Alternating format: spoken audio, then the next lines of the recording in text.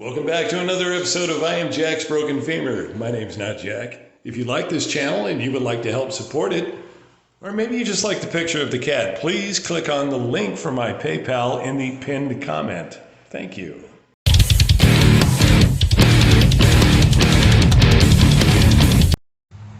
Okay, today we have a story about going to jail. Going to jail in Citrus County, Florida. This was requested by a long-time viewer named Ace Larson. He's been there for a long time. I don't know the guy, don't know anything about him, but you know, if you watch me all the time, then he's got to be a pretty cool guy. But anyway, I get thrown in jail in the middle of the night in Citrus County, Florida for trespassing. This charge was completely made up, completely falsified, and it was designed just to get me out of town. Citrus County Sheriff does not like homeless people.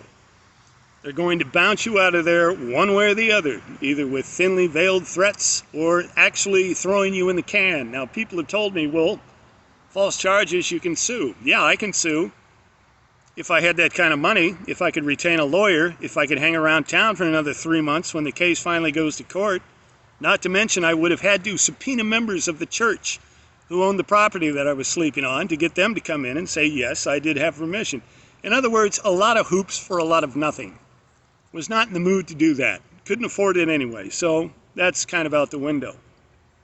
First thing I noticed about Citrus County Detention Center, and you can look it up, this is a big place. Big place. I'm looking out the window at this razor wire that just goes on for a couple of 100 yards, and I'm thinking, holy shit. This place is not a county lockup, this is a fucking prison, and it turned out I was correct. It is a federal privatized prison that also operates as the county lockup. So you're in there with dudes who are doing 20 years for murder, rape, all kinds of horrible shit. Now, here's the thing that I found so surprising, and that is I've been locked up about 8 times in the last 20 years. I've never actually received a jail sentence, but I have been put in lockup to, you know, sober up, cool down, whatever the problem was, and always negotiated some kind of personal recognizance bond, got the charges dropped or completely reduced, something along those lines. And I thought, oh yeah, while I'm riding in the car, while I'm in the squad car, going to jail, I'm thinking, you know, big deal. Usually you get locked up in a county lockup, you're going to be in there 3 days, 4 days. One time I was in for 9 days up near Atlanta. That was starting to get a little hairy. But I was locked up for 2 weeks. 2 weeks before I could even see a judge. And this is not a county lockup. This is a federal prison. Okay? It's just nuts. So the first thing that strikes me is the size of the place. Then when I get in there, the amount of inmates in this place. I think there's about 500 inmates in there.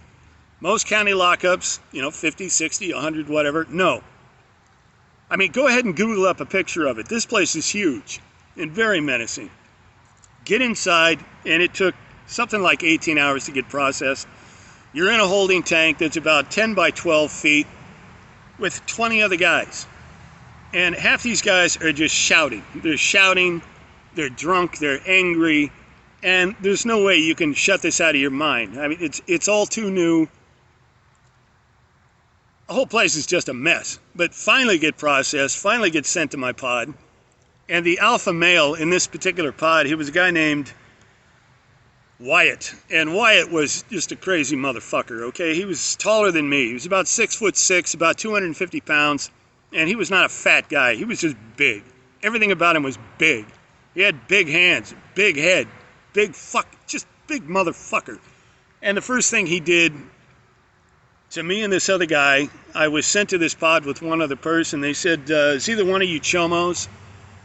And I knew what that meant. I said, no, man, I'm not in for child molestation. Forget that. Well, the other guy was.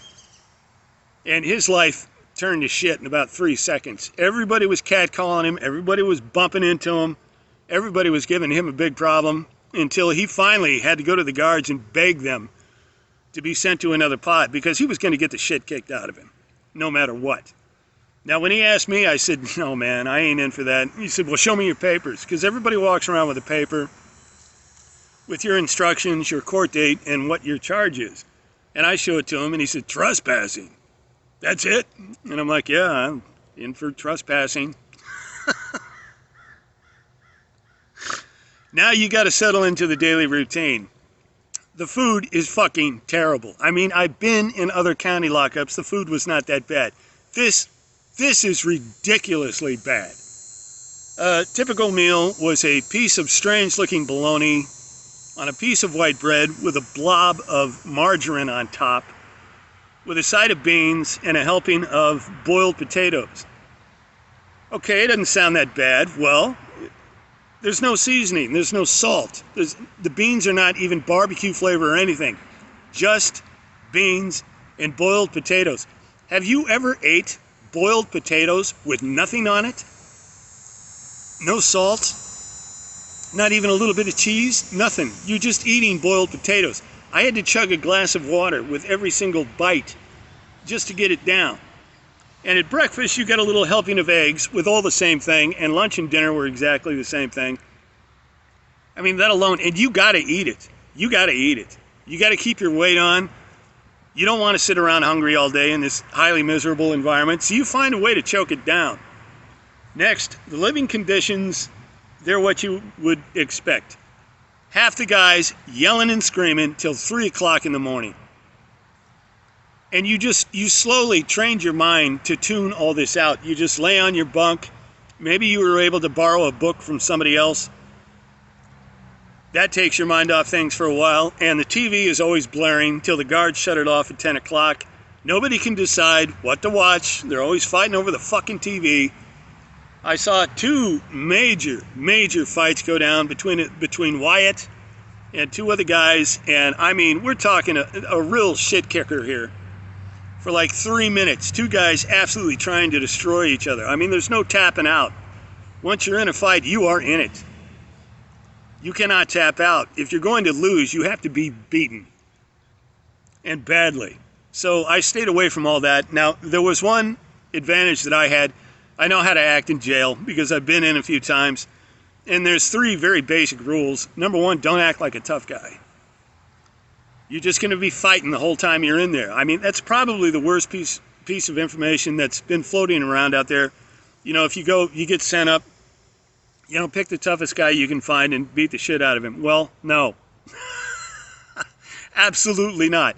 You do that, okay, you might whip the first guy, but you're not going to whip the 7 other guys that are all lined up to take you down now.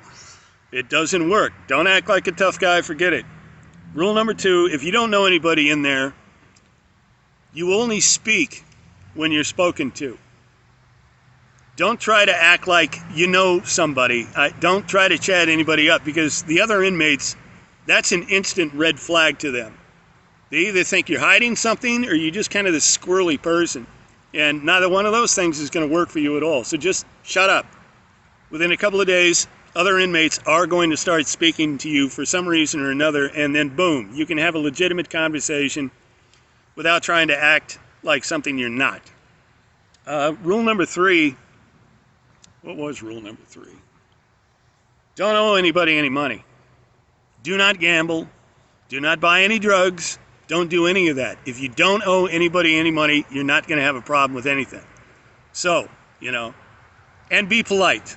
I forgot that one. That kind of rolls into the other 2. Be polite, but not overly so. If you bump into a guy, if you accidentally knock over his kit bag or whatever, just say, "Excuse me." Don't say nothing because you're going to look like a tough guy and you're going to have a problem. So, and I knew all this before I went in. Plus, I had the added advantage of being an older guy. And older guys in lockup tend to be left alone because, unless you're acting like an asshole, we tend to be left alone because there's no honor in a younger inmate kicking an old man's ass. So I had that going for me right away. And eventually the alpha male of the pod, Wyatt, he gave me a nickname. He was calling me old school. And as soon as he started to do that, I knew I was not going to have a problem with him. He at least respected me. He watched how I handled myself and that I wasn't looking for a fight, and that was okay with him. So, but day after day after day is going by, and time is just moving so slow. I mean, you're in this very noisy environment. You're not totally successful in tuning it out, and you're just doing your time. You're just lying on your bunk, trying to think of happier times and when you're going to get the fuck out of here. And I had the added anxiety of I did not know where my bike and trailer was. all my possessions, my computer, my artwork, all the journals I like to keep. I didn't know where it was. I was fully expecting, I was preparing myself to walk out of that jail with absolutely nothing. And this terrified me. This terrified me a great deal. And this was on my mind every waking minute. It even started to invade my dreams when I slept at night. Now, all that turned out to be okay. Somebody from the church grabbed my stuff and put it in there. It was safe and sound the whole time, but I did not know that. Now, the day finally comes where I got to see the judge. And again, this is an all-day process, man, because there's 40 other guys in front of you. You're sitting in that courtroom for 2.5, 3 hours. Finally, your name comes up. And basically, you get a 30-second conference with the public defender. And I basically just turned to her and I said, what have I got to say to get the fuck out of here right now? I cannot take another day. I don't care what it is. And she said, just plead no contest. You're in on a simple trespassing charge. You've done 2 weeks. Whether they think you're guilty or not, you already have time served. You will get out of here today. Great. So I plead no contest, and now I sign a paper that says I'm going to pay the jail $650. They assess $50 a day, you're in there, plus some other court costs, and I now have a bill for $650. This pissed me off. I mean, I could barely contain myself. This is not something that's ever happened to me, but evidently this is what privatized detention institutions do now. They bill you for the time you're in there. And I finally got out. I finally hit the street, and that took another 18 hours. It was another 18 hours of sitting in a holding cell with a bunch of other guys who were getting cagey, they're getting angry. They want out of there, but the entire process is so slow. But I finally, they finally give you your street clothes back, you change clothes real quick, and they walk you out the door. And it's like, man, what a sense of relief that is. But now I've got another problem. The detention center was in Lecanto, and all my stuff was in Crystal River. I had to walk 10 miles that night to get back home. 10 miles. I'm 61 years old. Okay, walking 10 miles is not something I really want to do anymore, but it had to be done. Had to be done. Now, fortunately, along the route, I'd say about every hour and a half or something, I'd run into a Circle K, a 7-Eleven, and they would have a table outside, and I would get a bottle of water and just sit there for 15, 20 minutes, just rejuvenate, because I can feel my right knee starting to go out, my back's starting to hurt, but hey man, I can't stay here. I've got to get back to the church. There's just no way around it. Finally get back to the church, and it was Tuesday morning, which is when they operate the food bank, and one of the administrators usually came in at 6:30 in the morning. It was just by pure coincidence I got let out on Tuesday. So somebody would be there. And I finally get back to the church, and I was kicked at like 2, 3 o'clock in the morning or something. And she would come in at 6:30 a.m., so I had to wait like another half hour, 45 minutes. And I'm having to keep my eye out for the cops because I have been officially trespassed from this church now. If they roll by and see me there, they're just going to pick me right back up. I mean, I'm just crazy out of my mind with fear and anxiety. And finally, Lorraine, that's her name, she shows up, and she was like, oh my God, we were so worried about you, blah, blah, blah. Because they knew I was in there, but I couldn't contact anybody. They couldn't contact me. And they had my bike and trailer, and you want to talk about a load coming off my mind.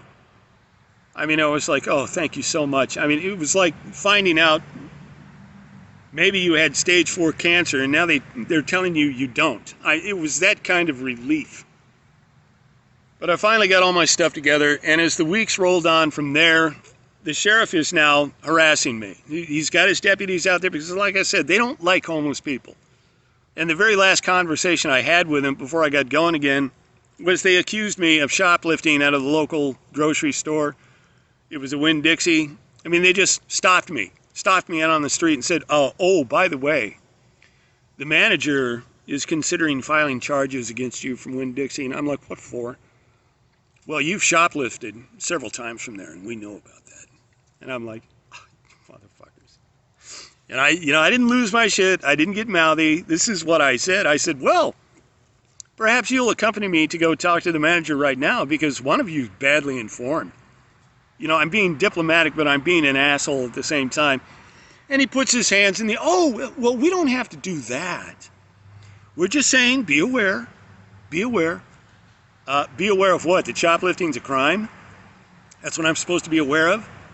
But I didn't say that. You know, that would have been pushing it. And I was like, yeah, very good. Have a nice day.